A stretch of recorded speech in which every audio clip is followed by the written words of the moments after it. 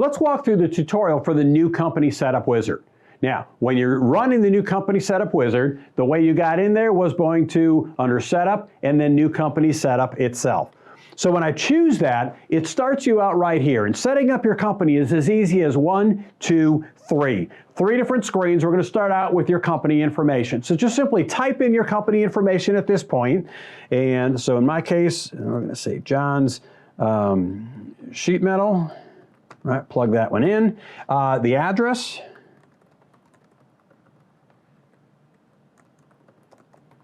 Green Bay, Wisconsin, all right? So pick whatever your state is that you apply to, or that you're doing business in. Right, when I do that, as soon as you selected your state, it goes out to the database and automatically pulls up the default employer taxes that apply to your given state. Now, in that particular case, we know that Social Security is 6.2% of the first $168,600 for this current year. Right? Medicare is 1.45%. That applies to all wages that you have. Federal unemployment is 0.6% of the first $7,000 in any wages that you pay. And your state unemployment, for the state of Wisconsin, the limit is $14,000. It'll fill that in automatically because that applies to every company in Wisconsin.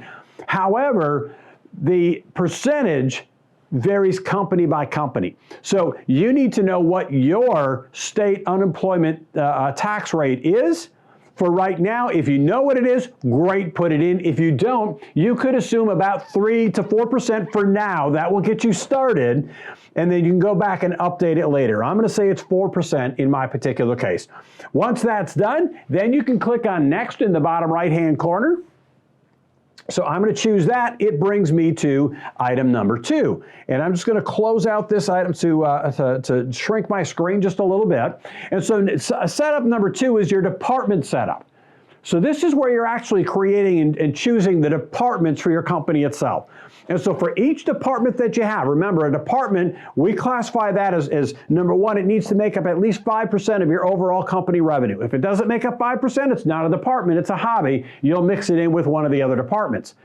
And in the second criteria is, in some cases, it's got its own hourly labor rate. So for example, you might do residential service and commercial service, and you have 2 different rates for those. You could set those up as 2 separate departments in your company itself. So in my particular case, I'm going to set up my first department. This is my service department. So I'll plug that one in. I hit tab. What's the trade that this department is for? And we put that in there because for some of you, you do, for example, plumbing and heating. Right, and so at some point down the road, we'll be able to give you detail on plumbing service versus heating service. So you may as well set it up properly right now. So this is HVAC. I'll go to my next box.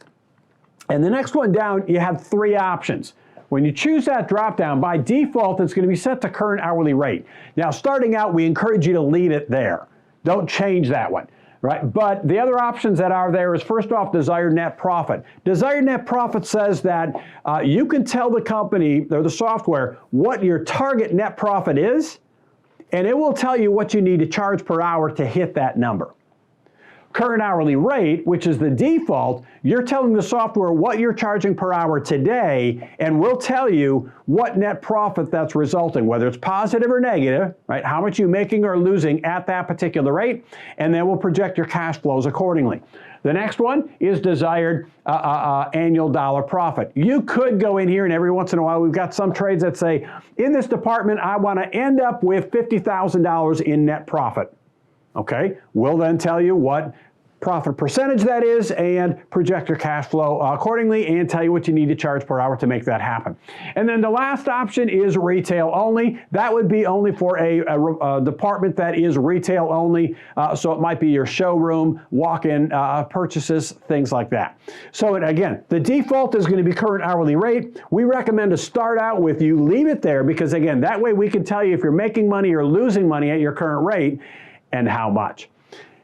Next one over is the dollar amount. So what is your current rate today? right? So in your service department, if you know exactly what your service rate is today, go ahead and plug it in here. Now, if you're a flat rate, you'll actually, what's built into your flat rate book. If you're time and material, what's the actual time and material rate?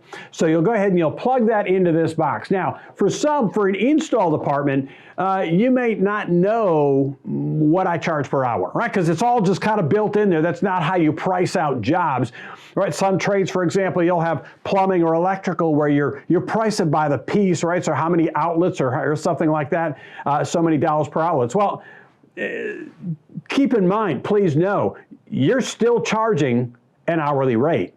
That per outlet price that you have is based on something, and so but you still have an hourly rate. Now, if you're not sure what that is, right, or for other jobs, maybe you just put in the cost of your cost of labor and cost of materials, and you put a markup or margin on top of all of that. Again, in there, you ultimately still have an hourly rate.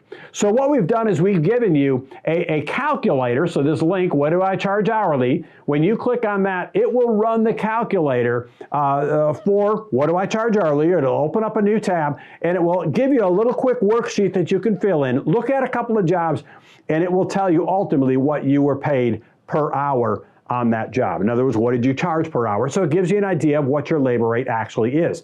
In my particular case, I'm charging $125 per hour for labor, so I'll plug that one in. And then the last two boxes that are here are, first off, annual sales. And so what were your total annual sales in this department last year?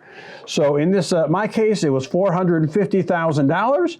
And then the last box is what part of my building, how many square feet in my building are occupied by this department, right? So this, again, is my service department. We've got some part storage for our service parts, and part of the offices are used. So I'm going to say we've got a grand total of 500 square feet that are occupied or chewed up by my service department. Once I enter all that in, I'll once again go ahead and, here we are, we'll click on accept right here. That will add that department to my department list.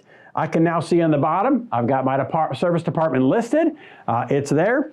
Now I can go ahead and it's prepared the screen for entering my next department. And so in this case, I'm going to say this is my install. We'll plug that one in. Again, it's for HVAC. We're going to leave it at current hourly rate, and I'm charging $45 an hour is what I'm building into my bids. We had total annual sales of $500,000 in installs last year, and this is now, of course, for service, for install rather, it's now occupying, right, I've got the bending up sheet metal and a lot more supplies and storage area, so we've got about 1,200 square feet that's chewed up by that. I'm going to go ahead and accept that one. It now adds that department to my list here as well. Once you've got all of your departments entered, we'll go ahead and again click on next to take us to step number 3. So when I choose that, we go to step number 3, which is basically our model and model year setup. So once we get in here, it's already got our model name set as standard business model. We recommend that you leave that there. Don't change it for this one. It's already going to have the calendar year set to the current model year of your computer. So if you're in October, November, December, and you're planning for the next year, you may want to go ahead and change that. Otherwise, just leave it as it is. And then the third box is this one. The work week ends on. What's the last day of your payroll work week? And the reason we need to know that is because some months, from a cash flow perspective, have 2 payrolls, others have 3. And so based on the year and the last day of your payroll work week, we'll automatically calculate which months have 2 and which ones have 3. So in my case, I'm saying that Saturday is the last day of my payroll. If a technician works on Sunday, that goes on the next pay period. Once that's done, I simply scroll to the bottom and again I click on submit. This is now going to create this company in my model, right? I see that I've got success. And a couple of things that you'll notice. Number one, it immediately brought me over to a screen where I can now start to enter in, so cost input, it brings me right into my equipment so I can start entering my equipment. You'll also notice right up here at the top, it's now changed and added my company name and the second line gives me the standard business model for 2024. So I always know what model and company that I'm working on within the software. It's as simple as that.